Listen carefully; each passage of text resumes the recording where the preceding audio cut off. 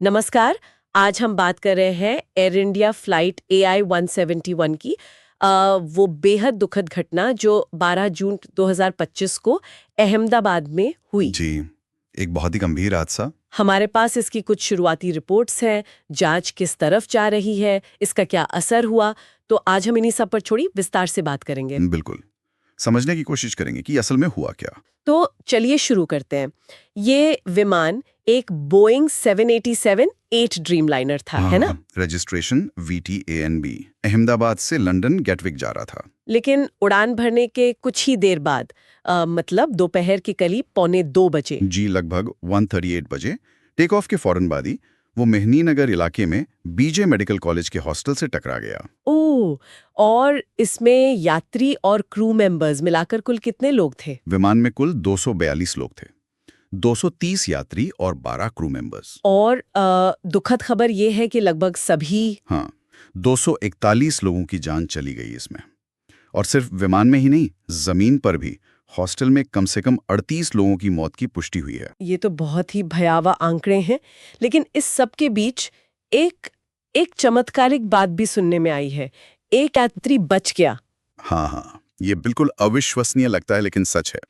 एक 40 साल के ब्रिटिश नागरिक हैं, विश्वेश कुमार रमेश। अच्छा। वो कैसे बच निकले? रिपोर्ट्स के मुताबिक वो एग्जिट रो में बैठे थे, मतलब निकास द्वार वाली लाइन में, और किसी तरह वो कूदने में कामयाब रहे। कमाल है, ये तो वाकई। खैर, हादसे के फौरन बाद एयर इंडिया ने क्या कदम उठाए? शायद कुछ फ्लाइट्स रोकी गई? जी हाँ, एहतियात के तौर पे एयर इंडिया ने अपने कुछ बोइंग 787 विमानों की उड़ानें रोक दी।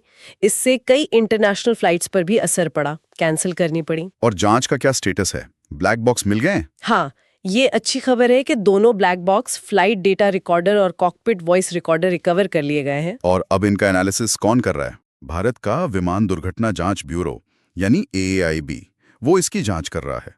और इसमें उनकी मदद के लिए UK, US और खुद बोइंग के विशेषज्ञ भी शामिल हैं। और शुरुआती जांच से कुछ खास पता चला है? हाँ, एक बहुत अहम बात सामने आई है।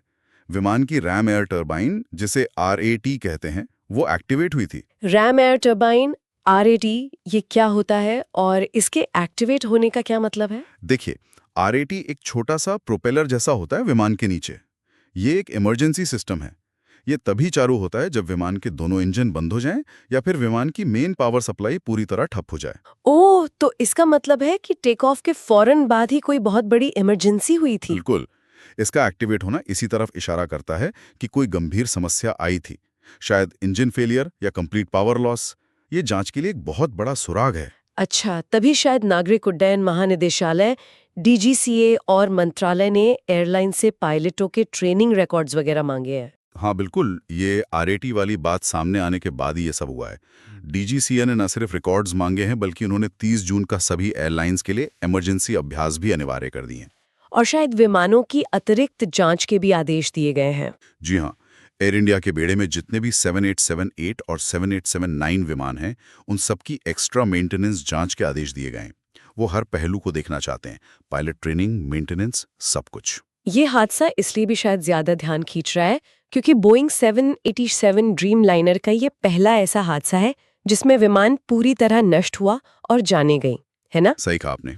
2011 में जब से ये सर्विस में आया है, तब से ये 787 के लिए पहला ऐसा घातक हादसा है जिसे हल लॉस कहते हैं, जिसमें यात्रियों की जान गई हो। और भारत के लिहाज से भी ये हाल के सालों का सबसे बड़ा हवाई हादसा है शायद। निश्चित रूप से हाल के दशकों के सबसे गंभीर हादसों में से एक है ये।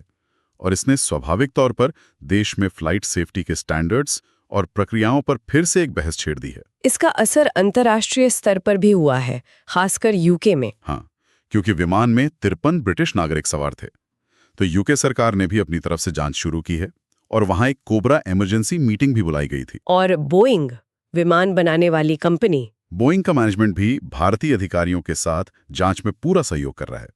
ये उनके लिए भी बहुत बड़ा झटका है। तो अब आगे क्या उम्मीद करें? जांच की रिपोर्ट कब तक आ सकती है? देखिए, ऐसी जांचों में समय लगता है। उम्मीद है कि एक शुरुआती प्रिलिमिनरी रिपोर्ट शायद अगले 3 महीनों में आ जाए। लेकिन पूरी डिटेल रिपोर्ट में? उसमें 1 साल या उससे भी ज्यादा लग सकता है।